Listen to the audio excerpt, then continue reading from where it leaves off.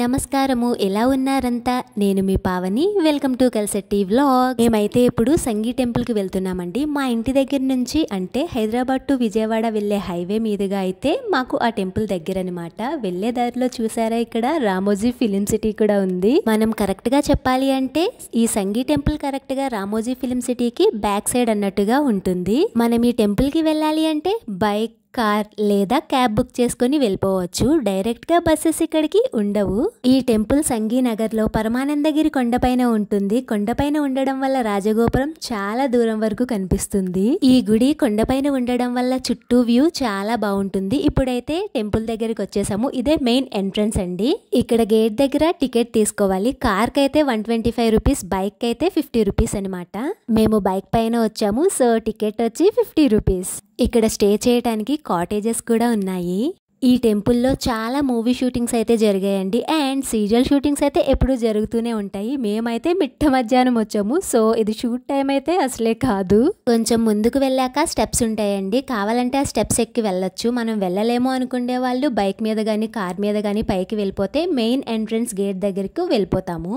ఇక్కడ చాలా సినిమాలు షూటింగ్ తీశారని చెప్పాను కదండి. పవిత్ర బంధంలో సౌందర్య గారు మోకాళ్ళ మీద మెట్లు ఎక్కే సీన్ హైలైట్ ఉంటుంది కదా, ఆ మెట్లు ఇవే. ఈ మెట్లెక్కి టెంపుల్లోనికి వెళ్ళొచ్చు. లేదా మనం వెళ్ళలేము అనుకుంటే గనక బైక్ పైన మెయిన్ ఎంట్రన్స్ దగ్గరికి వేరే రూట్ లో కూడా వెళ్ళిపోవచ్చు. మేము అలాగే వచ్చాము. ఇప్పుడైతే లోపలికి వెళ్దాము పదండి. టెంపుల్ మొత్తము వైట్ కలర్ తో అద్దిరిపోతుంది. అలా చూస్తుంటే కళ్ళకి అండ్ మనసుకి చాలా రిలాక్స్డ్ గా అండ్ ప్రశాంతంగా అనిపిస్తుంది అసలు. ఇక్కడ వెంకటేశ్వర స్వామి 9.5 అడుగుల పొడవుతో దర్శనమిస్తారు. ఈ సంగీ టెంపుల్లో వెంకటేశ్వర స్వామి సాక్షాత్తు తిరుమల స్వామి విగ్రహానికి ప్రతిరూపమని అంటుంటారు. స్వామివారు ఎంత అద్భుతంగా ఉన్నారో అసలు. ఈ టెంపుల్లో మన బొజ్జ గణపయ్యని నిలబెట్టారండి. ఈ రోజు నిమజ్జన, సో గణపయ్యని తీసుకువెళ్తున్నారు. ఇక్కడ మగవాళ్ళు ఆడవాళ్ళు మంచి ఎనర్జెటిక్ గా ఉన్నారండి. అదే ఎనర్జీతో ఆడవాళ్ళందరూ కోలాటం ఆడుతూ మన బొజ్జ గణపయ్యను సాగనంపుతున్నారు. ఈ సంగీ టెంపుల్లో చాలా మంది దేవుళ్ళని దర్శించుకోవచ్చండి. వెంకటేశ్వర స్వామి, శివయ్య, పద్మావతి దేవి, వినాయకుడు, అష్టలక్ష్ములు, సుబ్రహ్మణ్యేశ్వర స్వామి, దుర్గామాత, అలా చాలా దేవుళ్ళని అయితే దర్శించుకోవచ్చండి. ఇక్కడ చూడండి బొజ్జ గణపయ్య ఎంత అందంగా ఉన్నారో అసలు. ఎందుకో తెలియదు కానీ ఈ బొజ్జ గణపయ్యకి అందరూ భలే అటాచ్ అయిపోతారండి. అండ్ వీళ్ళు ఇక్కడ ప్రసాదం పెడుతున్నారు. ప్రసాదం అయితే చాలా టేస్టీగా ఉంది. నేను ఇక్కడ ప్రసాదం తీసుకుంటే వెనకాల కోతులు వస్తున్నాయి, వాటికి కూడా కావాలంట. ఇక్కడ పద్మావతి దేవి ఉన్నారు, ఎంత అందంగా ఉన్నారో. మేము రాగానే ఇక్కడ మబ్బు వేసిందండి, సో లో లైట్ లో ఇలా వచ్చింది వీడియో. మనం అర్చన చేయించుకోవాలి అన్నా లేదా ప్రసాదాలు కొనుక్కోవాలన్నా ఇక్కడ కౌంటర్ ఉంటుంది, అక్కడికి వెళ్ళి తీసుకోవాలి. కానీ ఇక్కడ ప్రసాదాలు కొనుక్కుంటే చాలా జాగ్రత్తగా ఉండాలండి. ఇక్కడ కోతులు అయితే చాలా ఎక్కువగా ఉన్నాయి. సపక్మన్ వచ్చి లటక్మన్ పట్టుకొని వెళ్ళిపోతున్నాయి మన చేతుల్లోవి. అలా కోతులు తీసుకెళ్లిపోవటం మేము చూసామన్నమాట. సో అందుకే మీకు చెప్తున్నాను. ఇక్కడ మండపం ఉంది చూసారా, ఇక్కడే గణేష్ ని నిలబెట్టారు. ఇలాంటి కార్యక్రమాలన్నీ ఈ మండపంలో చేస్తారు.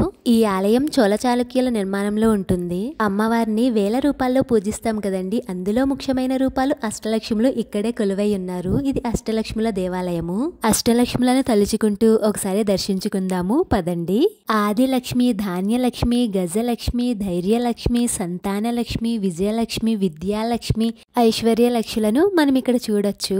మాకంటే ముందు మా బాబాయ్ అందరి దేవుళ్లను పలకరిస్తున్నాడు.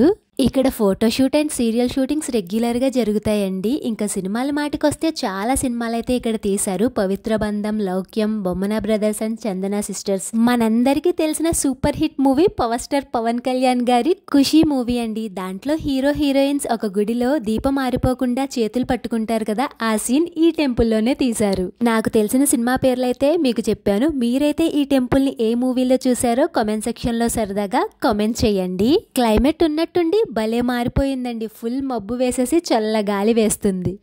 ఇక్కడ పెద్ద గంట కూడా పెట్టారు. నాకైతే ఈ గంట చాలా బాగా నచ్చింది. అండ్ ఈ గంట కొండపైన ఉండడం వల్ల చాలా దూరం వరకు వినిపిస్తుందంట. ఈ గంటను కొడుతుంటే భలే పాజిటివ్ గా రిలాక్స్డ్ గా అనిపిస్తుంది. ఇంకా మన బొజ్జ గణపయ్య దగ్గర ఆడవాళ్ళందరూ కోలాటం చేస్తున్నారు, చాలా ఎనర్జెటిక్ గా. అండ్ ఎంత బాగా చేస్తున్నారో అసలు. ఆ ఏజ్ లో అలా చేస్తున్నారంటే చాలా గ్రేట్. అంతా గణపతి మహిమ. అవునండి, ఒక్కొక్కరికి ఒక్కో ఫేవరెట్ గాడ్ ఉంటారు కదా. మీ ఫేవరెట్ దేవుడు ఎవరు? ఇప్పుడైతే రామాలయంకి వచ్చాము. రామ్, లక్ష్మణ్, సీతాదేవి అండ్ మన హనుమాన్తో భలే చూడముచ్చటగా ఉంది ఈ రామాలయం. జై శ్రీరామ్.